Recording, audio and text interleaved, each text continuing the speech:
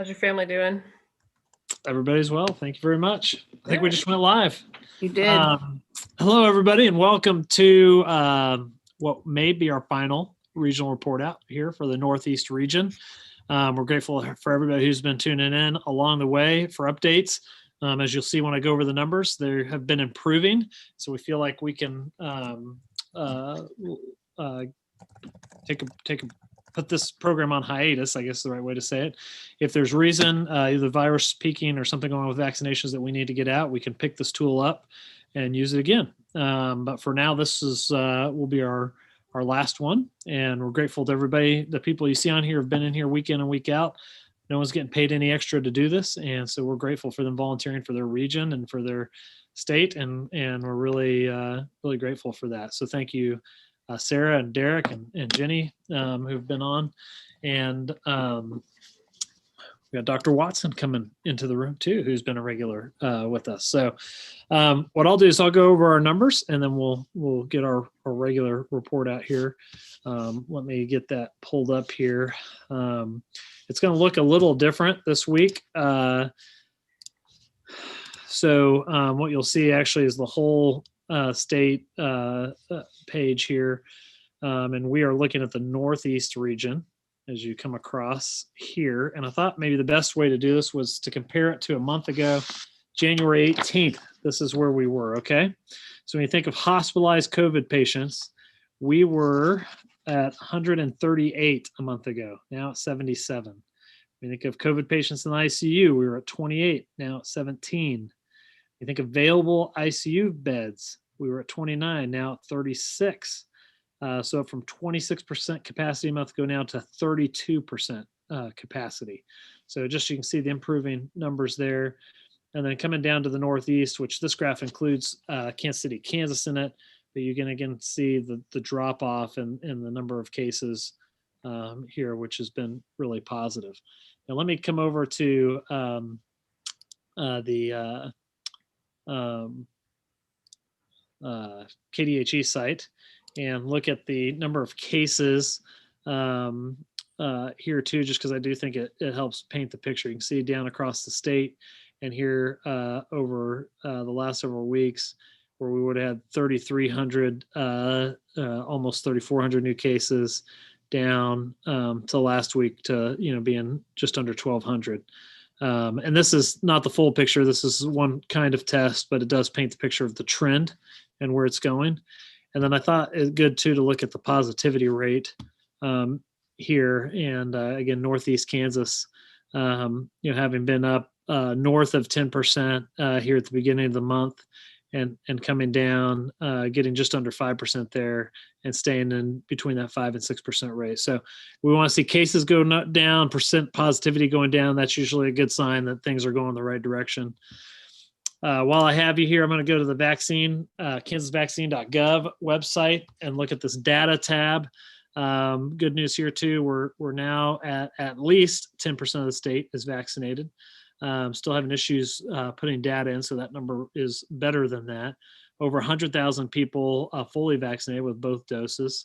And just again, a great site to go to as they update it, and you can see where the vaccine's been, how it's going out week by week, and what's going on with the different counties. So, and now this tab is even getting better week in and week out as they're trying to identify, where are the vaccine sites in your region, where you live. When was the last time they got a new vaccine shipment in? So you can see it populating. You can zoom in depending on where you live to see what's going on there. So there, I'll stop sharing my screen. A lot of good news there to look at, and we're grateful for all of that. But let me kick to our friend Derek to hear what's going on from a public health perspective. Derek? Yeah, thanks, John. So can kind of echo all those comments. We've really improved all of our rates over the last several weeks. I think our cases were down it would be 2 weeks ago, reflected on our scorecard last week, which would have been the fourth consecutive week that we saw a decrease. And I feel pretty comfortable saying that we'll see a decrease in cases, which would have been from last week again. So that would be 5 weeks in a row, which is really good to see. We were well above 1,000 cases per week there for a while, and it was it's an understatement to say that it was stressing the system. And I've said that multiple times before, but it's kind of perfect timing as well. I think with the vaccine kind of rolling out, because if you're having huge outbreaks and your cases are really high, your public health system's already stressed, and then you're trying to administer vaccines as well, it would have been that much more difficult. So we're really appreciative of everyone taking all the measures that they've taken and will continue to do so, as we know, to keep those cases down so we can work through all of our phases and the vaccine as we get it. One thing on the case counts, we know those are lower. The testing numbers are lower also, but it's kind of a chicken and the egg kind of thing because, yes, less cases if testing is down, but also testing is down because maybe less spread in the community. So they kind of play hand in hands. I think the percent positivity though really ties that together and shows that there's less transmission. So it'd be one thing if our testing percent positivity was still high and our tests were low, but to see that trending down as well, it plays into that narrative that there's less transmission. So we're happy to see that. I can speak to vaccines real quick here in Shawnee County. So I guess the best place to start is that we are obviously still in phase 2, working in our 65 and older population. As of Friday, we had vaccinated about 50% of the population that's 65 and older here in our county that we're aware of. It was just north of 16,000 65 and older individuals. With that being said, we knew that federal allocation was increasing to the county as well to some of our pharmacies. Again, that allocation is coming from the federal government, but knowing that there was increased vaccine, we were able to expand our reach to our K through 12 staff as well. So that's been really great to see. And with the goal of having first dose in all of the K through 12 staff arms before spring break is concluded. In addition to that, we know that the Pfizer trays, which we're receiving, we were assuming 5 doses per vial, and now we're assuming 6 doses per vial. So you may see a change in the data where we were seeing 1,950 doses per week, and now I believe it's 2,340 off the top of my head. There's some math you got to do there, but so just north of 2,300 doses per week, you'll see that change. We're not necessarily getting more shipments in, but we are able to use what we know from experience, what the state has seen, what the CDC has seen, and stating that there's comfortably 6 doses per vial in these Pfizer vials. So we're excited about that. We're excited about working all these populations in. We also know now that the quarantine individuals, they can kind of assume that full protection 14 days after their second dose. So you're fully vaccinated at your second dose, and then you're fully protected at 14 days past that date. So hopefully we'll have a nice little graphic coming out in the next few days that'll help people see that, and we'll certainly share that on our social media channels and website. But yeah, bottom line is we're excited to be where we're at. It's positive news kind of all around.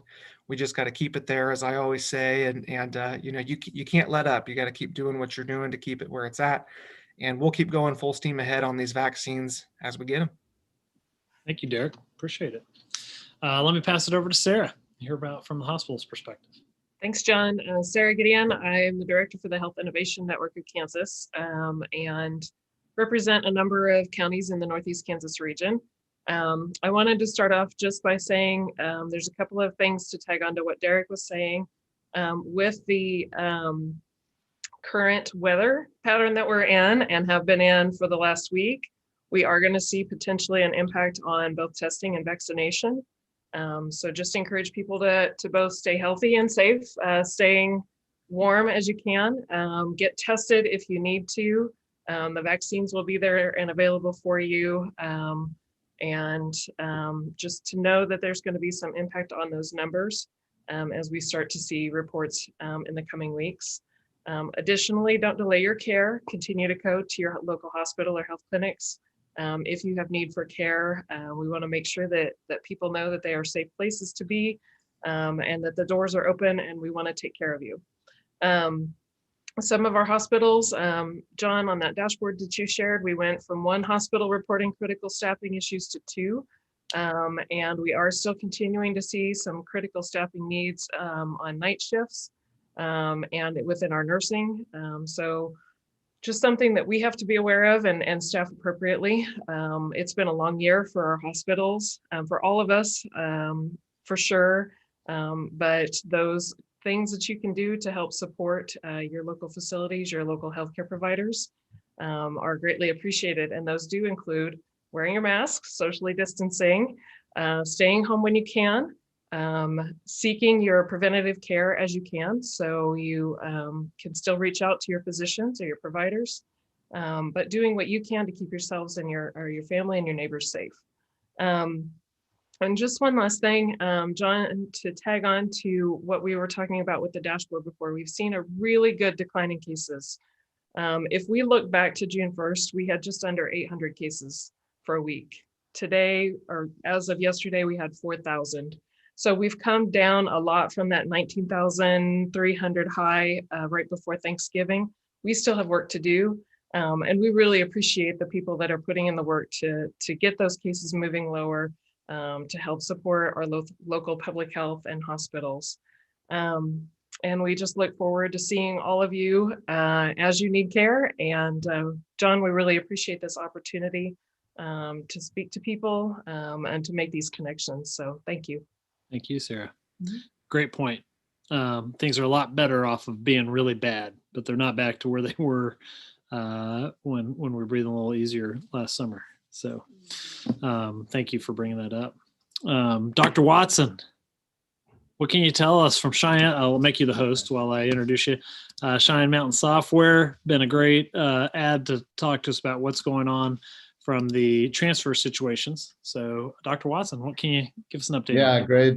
great news to share, certainly with majority of the hospitals really being at normal capacity for this time of year and really feeling good about the system as a whole. I think it just, again, is another indication that what we're seeing is more long lasting, at least for the time we're in right now.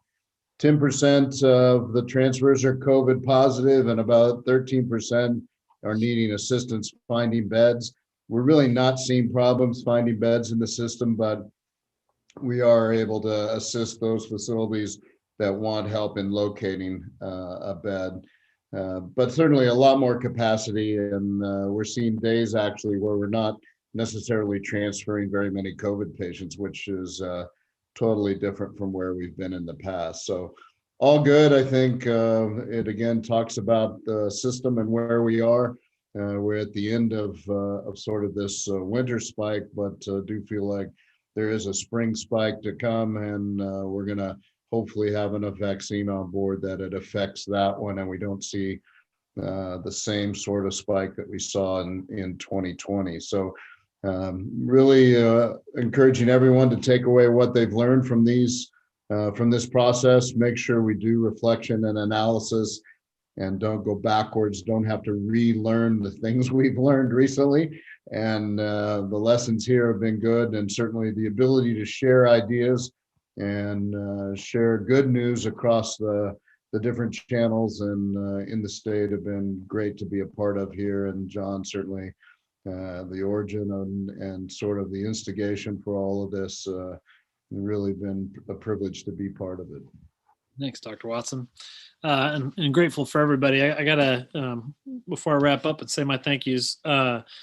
So we had Dr. Nielsen, who's helping coordinate the vaccine rollout for the state with KDHE and the governor's office, was on earlier today, and she had a few points that would be good for us to make. They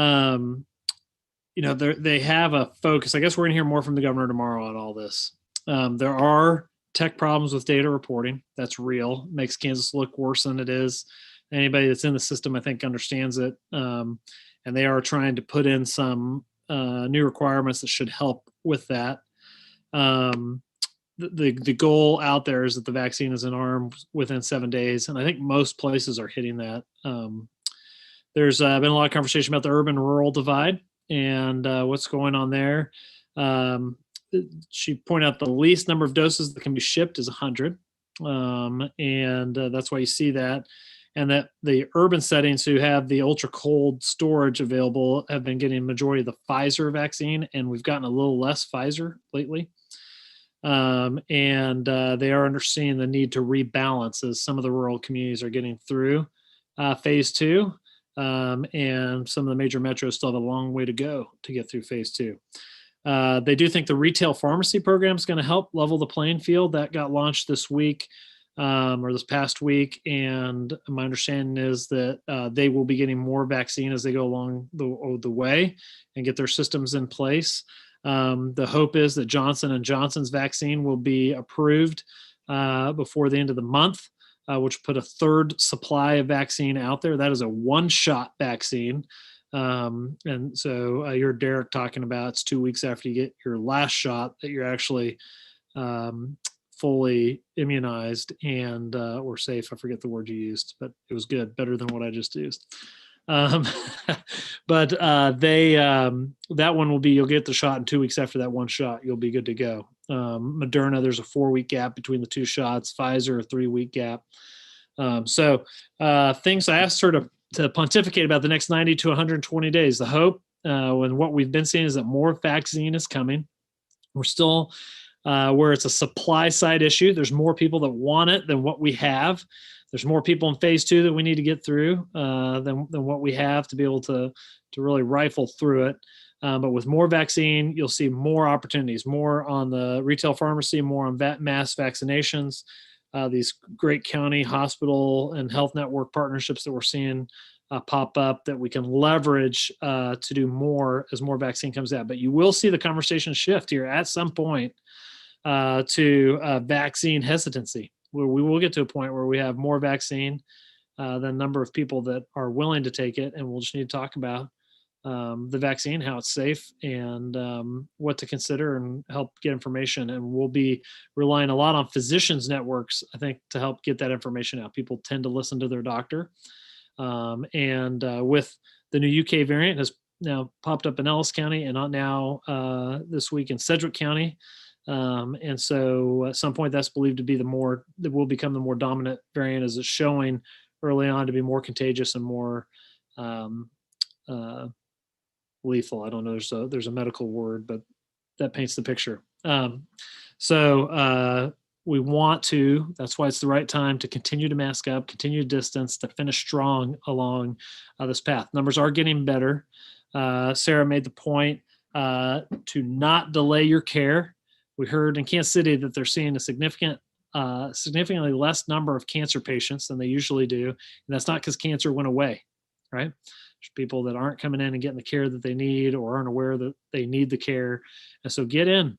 If you need to see a doctor, if you have normal preventative rhythms that have gotten out of place, now's the right time to pick those back up and to be looked at. If you have parents or friends that have pulled back, encourage them to step back in, because we don't need any more harm than's already been caused by the disruptions from this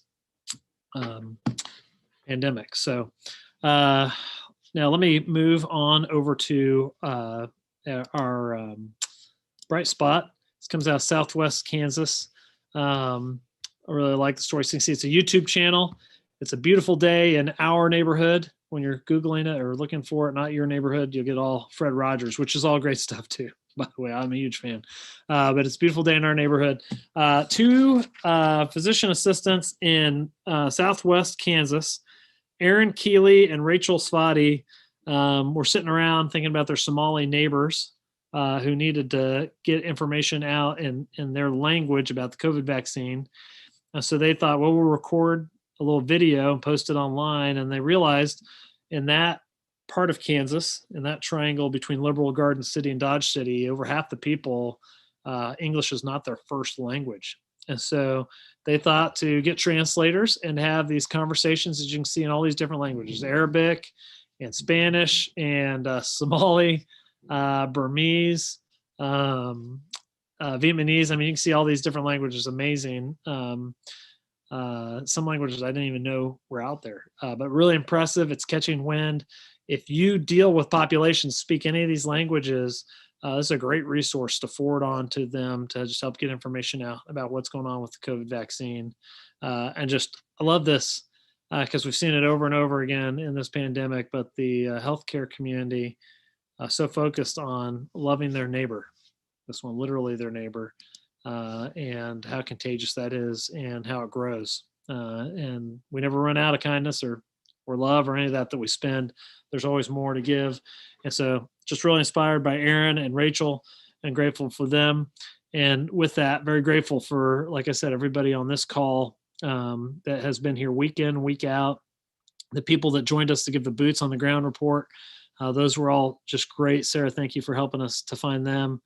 I just love seeing Kansans rise to serve fellow Kansans and to put together just a concise report to let people know what's going on in their region or their part of Kansas. So Dr. Watson, Derek, Jenny, if you're listening, Sarah, thank you guys. We have Megan and Ryan are kind of behind the curtain, making sure technically this stands up, that the emails go out.